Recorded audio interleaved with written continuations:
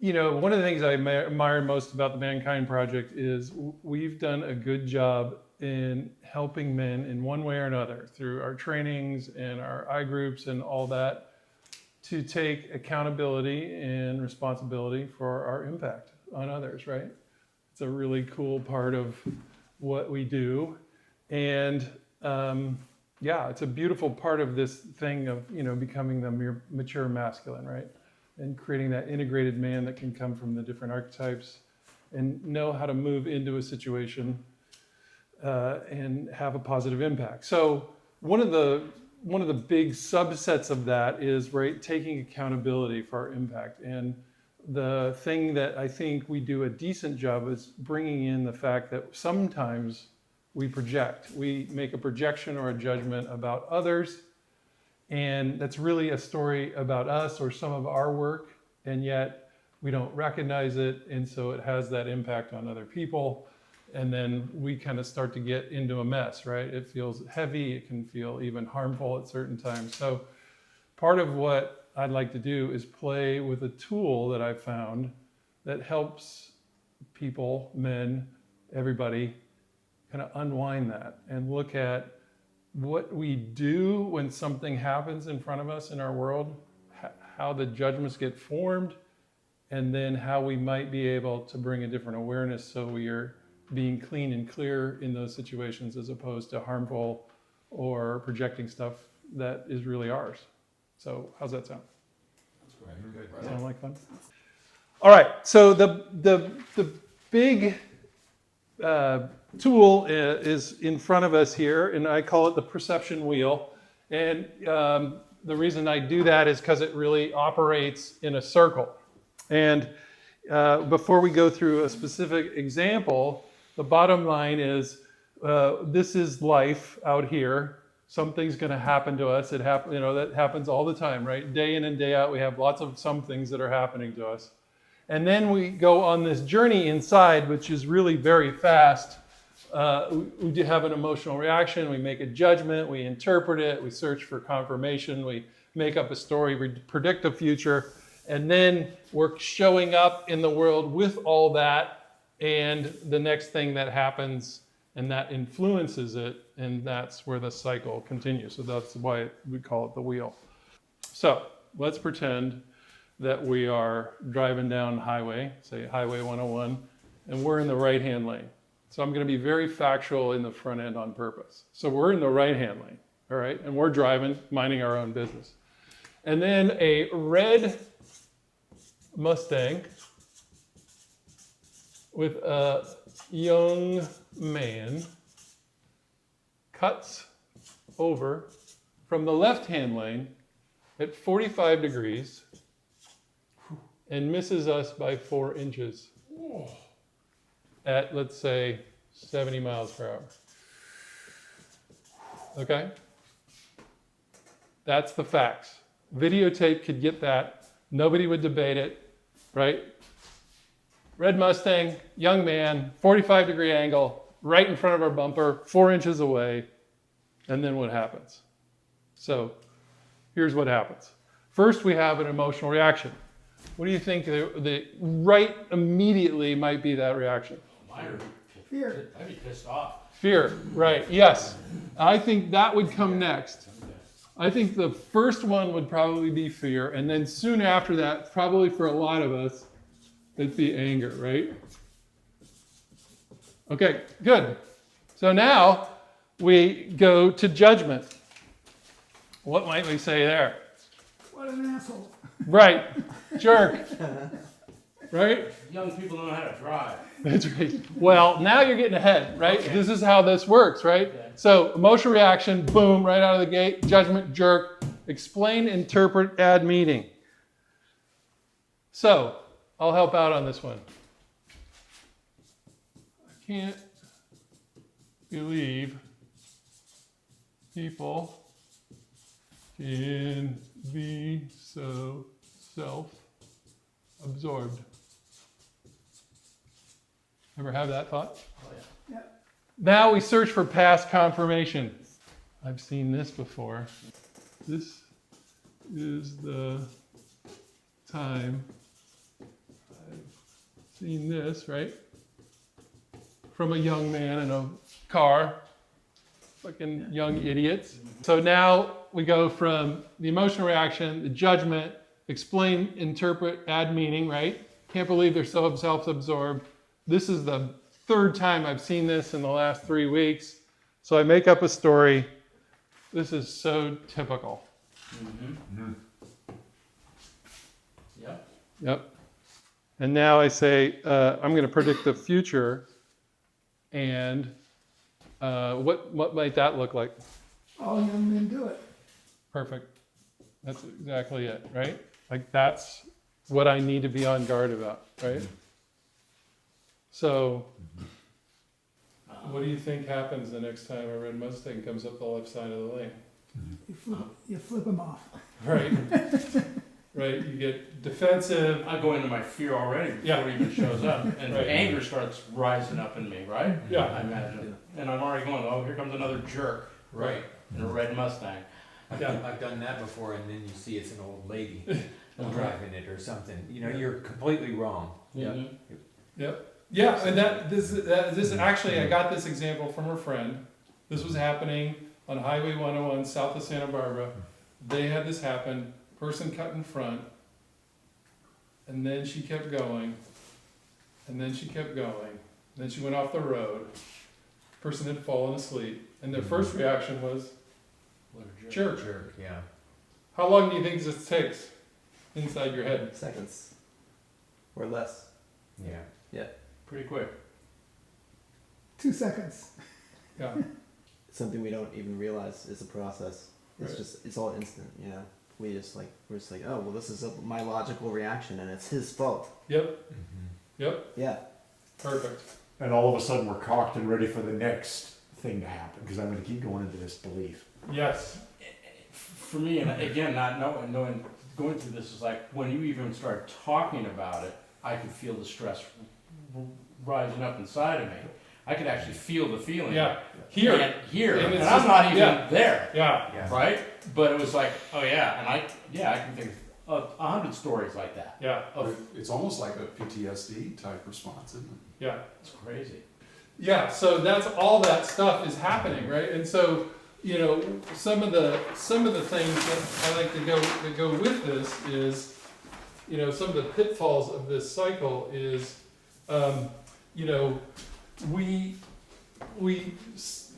always find evidence to support our point of view, right? So that helps us feel more safe than actually being in the moment and being curious. Like a person that fell asleep could be exactly what's happening, but that takes accountability to stay curious longer, right? But this is you know, this is not a blanket for everybody for all time, but a lot of times this is how we think. And then we stop distinguishing between what happened in our interpretation. That one's huge. So the experience is real. This is real. We were in the right-hand lane. They were in the left-hand lane. They did this move. We were in the right-hand lane. It was 4 inches. That's all real. It doesn't equal true. What's over here? So it can be real, but everything in the story is not true. It's our perception. It's the story we make up. And this is what the problem is we stop distinguishing between the two. We turn this experience and then our interpretation of it into making it truthful. And it's not true. It's just our perception. Because it could have been that lady that was falling asleep. Right. Or it could have been somebody that was in a real hurry that wasn't very considerate. Yeah.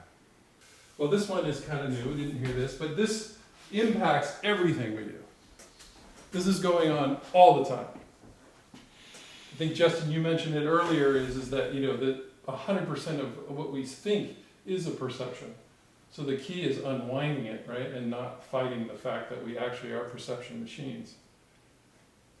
Right? And our power aligns with the fact that we can get aware of this. We can, once we raise our awareness, then we have the ability to do something that's in connection with what's happening as opposed to the story. The experience is real, yet real does not equal true. The ability for us to stay in our, feel the emotion, breathe a couple times, be in that, allows us to go from our amygdala, which is our lower brain, and our reactive brain into our upper brain. And that's what allows us to get out and look that we're making a story. But if we stay in that lower brain, like you're saying, then we're going to react and we're going to make up a story. And we might even get involved in a real dangerous situation with someone. Yep. By Yeah. trying to retaliate or something. Exactly, which could get really scary. Yeah, because for me or somebody else, I could get caught in the experience is so real for me, that's where I'm stuck. Yeah. And where, as was mentioned, I get myself into a dangerous situation because I'm stuck there when it's really not true Yep. of what I'm telling myself, if I'm understanding this. Yeah, absolutely. Yeah, beautiful. Yeah, I was gonna ask, because it seems, in my experience, that anger would follow this, but it would kind of branch off, you know, and anger would probably cause me to respond more aggressively, either tailgating or honking at that person, something like that. Right. It just doesn't just end with predicting the future and then waiting for the next situation to happen. That would have a real impact on my mood and my response, or it could, in that moment. Yes, that's a really great distinction, Jim, because I think you're absolutely right, is we could stop here and then, like you said, it would be another branch that goes into, action that escalates this back and forth kind of polarization about judgment and, and lack of really getting curious. Isn't that's- that the wheel going back Yeah. to something happens? Like then you cause Oh. something else to happen and then maybe they have a perception about you. Yeah, exactly. Yep. Yeah, so it goes from here to then you make something happen Right, that right. escalates it, right? Absolutely. Or it could be as simple as just showing up at wherever I'm going in a Oh, there bad you go. frame of mind, and You let it showing up. derail your whole day. And if you're not aware of it, right? If this is transparent to us, and we're not aware of the fact that that situation that had nothing to do with the people you're going to the party with or the meeting you're in, and then you're just projecting that anger in on them because you can't differentiate. Yeah. That's the whole kind of escalation of this. Because you bottled it up. Yep. And now it's derailed your whole day. Yep. Exactly. Yeah, I mean, for me, it would be if I see another red Mustang with a young man driving it, that I'm already gonna start like replaying the story. Yep. If I haven't stopped and addressed the story the first time. Yeah. So it's just a constant loop. And this just builds on other things that happen. It's what you're sharing here is this can be in lots of different scenarios. Completely. Yeah. Right. It's happening all the All the time. time. Yep. Yeah. And what happens is that it goes from being a story to being a belief. Is that when you don't interrupt this pattern, then it becomes, all young men are dangerous and we should be scared of them. And then I go from clay to cement, right? I've got the flexibility to entertain a new way of seeing things, and now I'm in cement, and then it's trouble. To kind of take this a little deeper is that as we go around this the first time, which was maybe like 20 years ago, right? But if we keep going around on this, especially around a certain circumstance, really anything, troublesome thing is we turn a story into a belief. And that shifts it from what I would use as an analogy is, when it's a story, it's still like in clay, we might be able to shift that, right? But once it moves into a belief, then it's trouble, It's right? no longer malleable. Right. And Yeah. you're just gonna hold on to it, and then it's Yeah. like it feels like a threat if somebody challenges that belief because it's so central to how you make sense of the world. What do you call the process of questioning that belief? Where you make that U-turn, The work. the work? Yeah. Yeah, absolutely. But the bottom line, the real short answer is that we get to awareness and then we recognize that our experience isn't true. It's just our experience. And then that takes some courage. That's for me personally in my life. Like, I want to be right, and so it feels a little scary to let go of the fact that I'm just seeing it in my one way, and maybe somebody else doesn't agree, and maybe it's going to create intimacy that's hard to deal with because there's no true answer, and I don't like that. But I think being willing to step into that and have the courage to say, well, this is how I see it. How do you see it? That whole piece about how identified am I with my beliefs? You know, is that just so much me that I can't give that up? Yes. Yeah, absolutely. That's why this is really, this idea of really being willing to challenge our beliefs is powerful. Yeah, that's something that I think a lot of people are like, no, a belief is like, it's it. But if you can, it creates a lot more flexibility and resilience, I think. So let's try this. Let's play with this a little bit more thematically, and then we'll come back to this and talk about it more. How's that sound? Sounds great. Yeah. Right on. Cool. You two are gonna you're a team. Okay, so whether you're going to a movie, you're doing a project this idea here is we're constantly in relationship with other people in the world, and we get things done. You're going to have to take this basketball and balance it on here.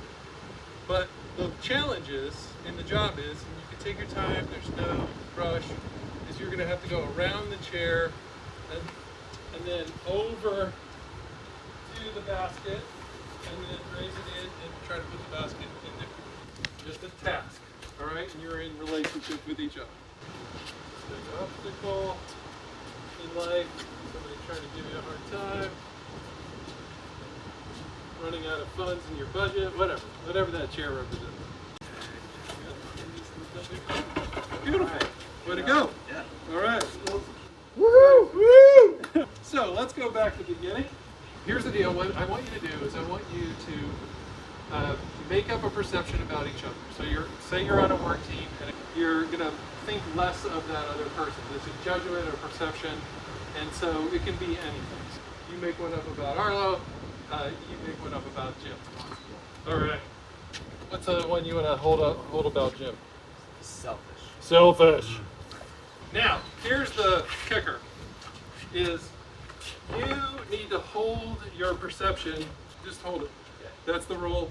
You gotta hold it the whole time, like this. You can't let it go, you can't hold the table, you can't hold it here, you can't turn it upside down. This is how we hold perceptions with each other in the world, right there.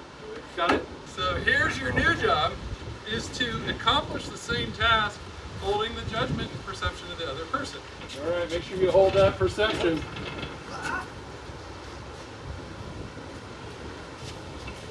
There you go, all right, way to work. All right. Woo! Hold on. Okay, you can put this down. Okay. All right. So, how's that like life? Yeah, like we could still get stuff done, right? Right. You got the job done, but it took at least twice as long, if maybe 3 times as long, right? Yeah. Yeah. It was more stressful, not as fun. There's more of a chore Yeah. than a game. Right. Yeah. There's not much flow, right? It was Yeah. like you could feel the terror, like, right? Yeah. Yeah. Good. Exactly. Yeah. I noticed that while we were doing it the second time here, instead of working with Arlo, I was really focused on not messing up myself. Right, but that's what happens. Right? It became very inward focused. I was focused on myself too, and keeping it kind of on this side. Right. And that was selfish of me, kind of. You know, it's just kind of like it was weird. So hopefully this helps kind of set the point of it about the impact of holding a perception, right? What's so obvious to me is when we are blind to our perception, we are pretending that that isn't true. right? Yeah. When we're like, I'm not going to accept that I'm holding that perception, we're pretending as if that arduousness is normal and Yeah. okay, right? And the beauty of this is that when we bring our perception to it or our awareness to it, then we can put the chair down, and then we can get to that flow, which is the big point of like how much energy and time we're wasting by holding those perceptions, right? Would you ever imagine that you have more than one perception of somebody at a time? Yeah. Maybe? Yeah. Yeah, okay, so let's see what that would look like. Like, let's talk about another perception, Jake, right? Oh no. You'd have him, yeah, you can bring that other one in, Uh oh. right? Yeah. Okay. Yeah. So now we're going to have you can hold your perception. We'll give you a little help. Kevin, why don't you hold the table for a second? Okay. And you can hold them, one like this and the other one like this. All right. Yeah. Okay. All right. So that's where you can get over there. All right, so, okay. Yeah, there you go. Now, just imagine, we're not going to do it, but what this will be like. Right? Yeah. So, maybe it's even more common that we have more than one perception about something. Imagine how much longer that would take. Oh yeah. So that's what we're talking about here, right? Is that our ability to identify, get aware of, and then somehow figure out how to put the chair down. Cool. So I think the fun thing about that exercise is that it starts to show you the impact. Like, why bother with this stuff? Because for me, I think it's hard to challenge my perceptions. I just, it's just not easy. It's easier to think that I have an angle on the truth. It's easier to feel right. So that's why we wanted to do that, to say, wow, if we don't have whatever, the courage, the willingness, the whatever it takes to start to look and try to unwind this, then we're going to miss the opportunity and we're going to have impacts that we don't want. So that's what that was about. Now, the next question is, now what do we do? What do you think helps you or would help you to put the chair down? To let go of your perceptions of others. Perfect. What else would help you put that chair down? To remind myself that I have no idea what's going on in this guy's life right now. Maybe he's having the worst day of his life. Right. I don't know. Yeah, and even if you have an existing relationship, right? It's like, maybe I don't really know everything about Jim, Yeah. right? So there's another part that's coming up for me thinking about all that is like, in the moment, am I really consciously aware of everything that's going on? Does this keep me more consciously aware of not only myself, but of others? Right? These are different flavors of curiosity, right? Maybe a more stoic approach, where you analyze yourself and how am I feeling right now? Why am I feeling this way? Is this going to be productive? Is this going to benefit anyone, including myself? Like to be a little more like outside of yourself and looking down, right? Yeah. This one seems like it would go a long way, right? Seeing others as a friend or a human being, right? Like they talk about, it's really hard to fight if you're hugging. It also is, even in meetings, I will take a table out of the middle of a room because it creates distance and a barrier. And so when we can objectify somebody because they're over there, it's a lot easier for me to hold my perception. But if I take the barrier out of the way and I get in this field, it's a lot harder not to see you as a human being. You'd also benefit by recognizing, when have I told myself a story like this before? When have I felt this way or had these kind of judgments before? Oh, wait a minute, this is familiar. Yeah. Yes.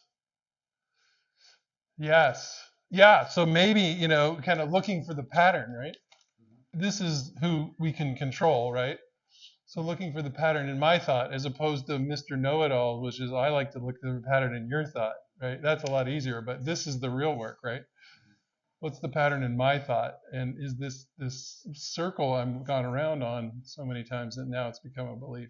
The key for me is that this is like a wheel, and if we can put a spoke in the wheel and stop the wheel from spinning, right, it doesn't matter. So if you catch your story, or you stop searching for past confirmation, or you stop adding meaning and just, like you said, be more objective. And I think the granddaddy, though, is what Kevin pointed to feel your emotion to completion. Part of what our problem is that we only partially feel our emotion. And when we get halfway in, we start to get freaked out a little bit. And so we start to spin on that emotion instead of going up, like the mentors of mine, Gay and Katie Hendricks, they call it a wave, like it's an emotional wave. So the emotion, the energy wave, and then it crashes and it comes back down. So the problem is that we spin back here at the beginning of the wave and we don't let ourselves feel the whole emotional wave. And then that prevents us from staying grounded. And then that actually produces us from going here to feel more security, because it's a lot easier to make a story than to feel that emotional wave. At least that's the story I make up about myself when I'm in the middle of an emotion. So one of the most effective ways to put a spoke in this wheel is to really feel your emotion to completion. And many people think it's only like 1 to 2 minutes total.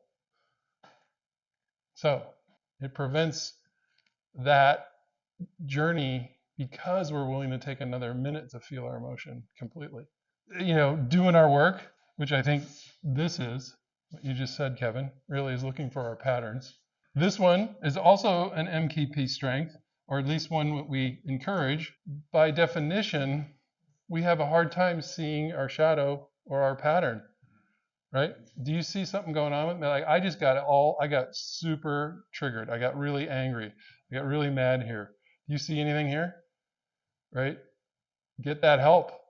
And then I think the other one, which is tough, it's easy to say, is being willing to challenge our beliefs. Doesn't mean you have to let go of them, but challenging them once in a while helps us, I think, helps me put the chair down, right? Because this has really helped me. Ever since I ran into this tool, I've had more empathy for what's going on over there. I don't know. And I think that that's what's really, really also what you brought up, Arlo, is this is a thing that we don't like to do either, but boy, is it powerful. Instead of feeling like you have to know, or that there always needs to be an answer, that if we can hang out in the not knowing, and gives us a couple more breaths, it gives us willingness to get centered again, then we can maybe put the chair down. And then the last one I can think of, which I think is also very powerful, is that we can clean up after the fact. Is if I make a strong perception and I know in my gut that it's had an impact, I can go clean that up. And that's gonna drive that deeper into me. Oh yeah, I don't want to do this again, right? I don't like how that felt. And oftentimes in a genuine cleanup, you make the relationship stronger. Does anybody know what a golden projection is? Or perception? Yeah, he's so smart. Right. Kevin solves a problem in a meeting, right? My first emotional reaction is maybe joy, like cool, like joy, right? Oh, the problem solved, right? Now I go to judgment. He's brilliant, right? Then I explain and interpret and add meaning. Boy, I can tell that, he went to the right schools and he really worked hard. Then I search for past confirmation. In the last 3 meetings, I saw him just nail this and solve the problem. He's amazing. He's got it. He's built different. And so, you know what? Next time, I'm going to make sure I just keep my mouth shut. Because if I do, then he's going to be able to solve the problem quick and we can get to moving on. So I'm not showing up. I'm letting him take all the load. Even though I have this positive perception of him, it's not allowing me to be real and in the moment with him to create. Because that chair is still in my hands. Right, and it can go in both directions. Like, I'm not going to be smart enough and ever catch up, so I'm just not enough, or he's such an amazing person that, we just always make sure Kevin's on the team from here on in. I mean, that's the way we solve it. That's my belief. We got to have Kevin on every team. So that's just as problematic. It's just as much of a chair. That creates a distance between the real Kevin and the real Brad. So You also said something else too, which is it could also be feeding the belief that I am not worthy enough. So it's just starting to continue to keep that story that I'm not worthy. I'm not going to be ever as smart. right, yeah, and so this actually brings up another thing is right. We can project outward, but we can also project inward. Right, yeah. Same cycle. Right, something happens. I bring up an idea, and two people in the room go, I don't know. Let's see. My judgment is I'm dumb. Explain and interpret and add meaning. Yeah, I'm not going to be ever able to get this because I'm not smart enough. I searched for past confirmation. This happened 3 times last week. I brought up an idea and people didn't like it. And I make up a story. I don't have enough horsepower. I probably shouldn't have this job. So I am going to start looking for another one because I'm not going to be able to hang here. So we can turn perceptions inward, or we can turn them outward, and either way, it does its damage. If we can get outside that and break the chain, it's like, oh, you know what? It's okay if I don't have a great idea, because there's always something else to solve, or maybe they just were having a bad day, and so they had a reaction that's more about them than it is about me. I don't know. Let's get curious. Tell me more. Why don't you like it? Right? Getting curious is a great way to keep the chair down and say, hey, sounds like you don't like it. Tell me why. Let's learn from it. Good stuff? Great stuff. Thank you for hanging out on this. Appreciate it. Thank you. Yep. Thank you. Absolutely.